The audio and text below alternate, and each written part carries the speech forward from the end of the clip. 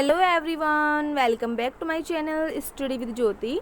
तो आज हम डिस्कस करेंगे अनुकूलित अनुक्रिया का सिद्धांत। ये सिद्धांत एग्जाम के पॉइंट ऑफ व्यू से बहुत ही इम्पोर्टेंट है। तो शुरू कर लेते हैं। I.P. पावलोव एक रूसी शरीर वैज्ञानिक थे।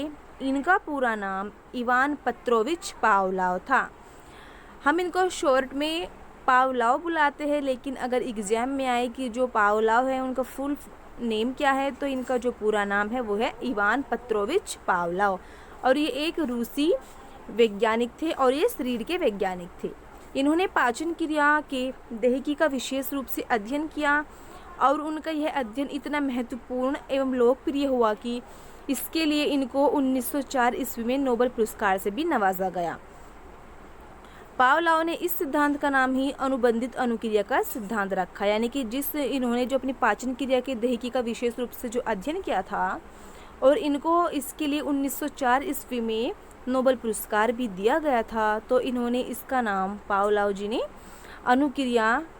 अनुबंधन अनुक्रिया सिद्धांत रखा।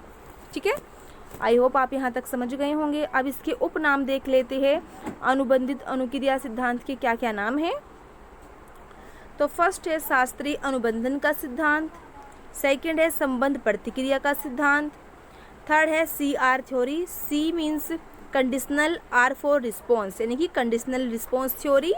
और जो थॉर्नडाइक ने दी थी वो SR थ्योरी दी थी, यानी कि स्टिमुलस रिस्पॉन्स। ठीक है, आपको इसमें कंफ्यूज नहीं होना है। नेक्स्ट है क्लासिकी अनुबंधन सिद्धांत और नेक्स्ट है अनुकूलित अनुबंधित अनुक्रिया सिद्धांत। ठीक है, ये सारे नाम इसी के ही है, अनुबंधित अनुक्रिया सिद्धांत के। अब देख लेते हैं पावलोव के बारे में विशेष। पावलोव को अनुबंधन का जनक भी कहा जाता है। पावलोव को अनुकूलित अनुक्रिया सिद्धांत के लिए 1904 ईस्वी में नोबेल पुरस्कार प्रदान किया गया। मनोवैज्ञानिक के साथ साथ पावलोव एक चिकित्सक भी थे, यानी कि जो पावलोव है उनको अनुबंधन का तो जनक माना जाता है। और जैसे कि मैंने पहले भी डिस्कस किया है कि उनको 1904 ईस्वी में अनुबंधन सिद्धांत के लिए नोबेल पुरस्कार से नवाजा गया। और ये एक मनोवैज्ञानिक होने के साथ साथ एक चिकित्सक भी थे। आई होप आप यहाँ तक समझ गए होंगे। अब हम नेक्स्ट देखते हैं। अब है नेक्स्ट, पावलोव ने कुत्ते की पैरोटिड ग्रंथि का ऑपरेशन कर लार का एकत्रीकरण किया। एग्जाम में पूछ भी लिया जाता है कि जो पावलोव थे तो उन्होंने जो कुत्ते का ऑपरेशन किया तो वो किसका किया, तो उन्होंने पैरोटिड ग्रंथि का किया और उनके लार का एकत्रीकरण मीन्स यानी कि इकट्ठा किया। ठीक है, अब पावलोव का प्रयोग देख लेते हैं। जो पावलोव ने प्रयोग किया वो 3 चरणों में पूरा किया। अब मैं आपको पहले प्रथम चरण वैसे समझा देती हूँ। जैसे कि इसमें प्रथम चरण में अनकंडीशनल स्टिमुलस यानी कि भोजन दिया गया, तो स्वाभाविक सी क्रिया है इसमें इसने लार टपकाई, यानी कि भोजन को देखकर कुत्ते ने लार टपकाई। ठीक है, इस प्रयोग में कुत्ते को स्वाभाविक उद्दीपन होने अनानुकूलित उद्दीपन, अनानुबंधित उद्दीपन यानी कि अनकंडीशनल स्टिमुलस भोजन प्रस्तुत किया गया, जिसके प्रति कुत्ते ने स्वाभाविक अनुक्रिया, अनानुकूलित अनुक्रिया, अनानुबंधित अनुक्रिया, अनकंडीशनल रिस्पॉन्स लार प्रभावित की। ये सारे नाम स्वाभाविक, अनानुकूलित, ये सारे एक ही नाम है, यानी कि अनकंडीशनल रिस्पॉन्स लार प्रभावित की। यानी कि जब कुत्ते को भोजन दिया गया तो भोजन को देखकर कुत्ते ने अपनी लार टपकाई। ठीक है, फर्स्ट चरण में ऐसा हुआ। अब सेकंड चरण में देखा उन्होंने, यानी कि द्वितीय चरण में कंडीशनल स्टिमुलस यानी कि उन्होंने घंटी बजाई प्लस उन्होंने भोजन भी दिया, फिर कुत्ते ने लार टपकाई। ठीक है, दूसरे चरण में अस्वाभाविक उद्दीपन, अनानुकूलित उद्दीपन, कंडीशनल स्टिमुलस घंटी के साथ स्वाभाविक उद्दीपन भोजन प्रस्तुत किया गया, जिसके प्रति कुत्ते ने स्वाभाविक अनुक्रिया लार गिराई। ठीक है, यानी कि जब सेकंड चरण था तो इसमें घंटी बजाई गई, घंटी बजाने के साथ साथ ही कुत्ते को भोजन भी दिया गया, तो फिर उसने उस घंटी के साथ उसने कुत्ते ने जो स्वाभाविक अनुक्रिया की यानी कि फिर लार टपकाई।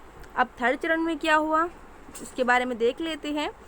तृतीय चरण में कंडीशनल स्टिमुलस यानी कि घंटी बजाई, लेकिन उसको भोजन नहीं दिया गया। तीसरे चरण में अस्वाभाविक उद्दीपन, कंडीशनल स्टिमुलस घंटी के साथ प्रस्तुत किया, जिसके प्रति कुत्ते ने अस्वाभाविक अनुक्रिया यानी कंडीशनल रिस्पॉन्स लार प्रवाहित की, यानी कि कुत्ते को लगा जैसे कि द्वितीय चरण में उस घंटी लेके आए थे और भोजन दिया तो उसने लार टपकाई। तो फिर तृतीय चरण में सिर्फ घंटी बजाई गई लेकिन उसको भोजन नहीं दिया गया, परंतु कुत्ते ने ऐसा सोचा कि अब घंटी बजी है तो मेरे लिए भोजन भी आया है, तो इस प्रकार से उसने लार टपकाई। तो इस प्रकार से उसने कंडीशनल रिस्पॉन्स किया और लार प्रवाहित की। आई होप आप यहाँ तक समझ गए होंगे। मैं आपको अब इसका चित्र दिखा देती हूँ।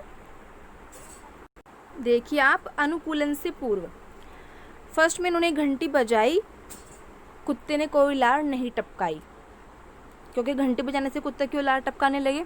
ठीक है, अब इन्होंने जो सेकंड बार फिर इन्होंने इसी में ही फर्स्ट में ही इन्होंने भोजन दिया और इसने कुत्ते ने अनुक्रिया की। ठीक है, यानी कि भोजन को देखकर कुत्ते ने लार टपकाई, जो स्वाभाविक अनुक्रिया थी। अब थी अनुकूलन के दौरान क्या हुआ। अनुकूलन के दौरान द्वितीय चरण में घंटी बजाई गई प्लस उसको भोजन भी दिया गया, तो जो कुत्ते ने लार टपकना यानी कि स्वाभाविक उसकी अनुक्रिया थी। अब तृतीय चरण में क्या हुआ, अनुकूलन के पश्चात कुत्ते के सामने सिर्फ घंटी बजाई गई, उसको भोजन नहीं दिया गया, परंतु कुत्ते ने फिर भी लार टपकाई, जो अस्वाभाविक उसकी अनुक्रिया थी। ठीक है, इस प्रयोग के द्वारा पावलोव ने यह निष्कर्ष निकाला कि यदि लंबे समय तक स्वाभाविक तथा अस्वाभाविक उद्दीपन एक साथ प्रस्तुत किया जाए तो व्यक्ति अस्वाभाविक उद्दीपन के प्रति भी स्वाभाविक जैसी अनुक्रिया करने लगता है। इसे अननुकूलित अनुक्रिया अथवा अनुबंधित अनुक्रिया कहते हैं।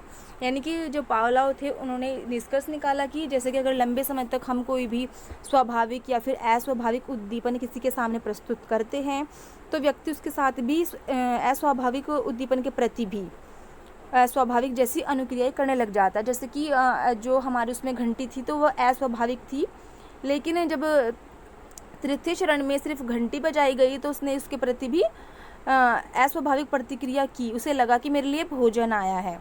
ठीक है, तो इसे ही अनुकूलित अनुक्रिया अथवा अनुबंधित अनुक्रिया का सिद्धांत कहते हैं।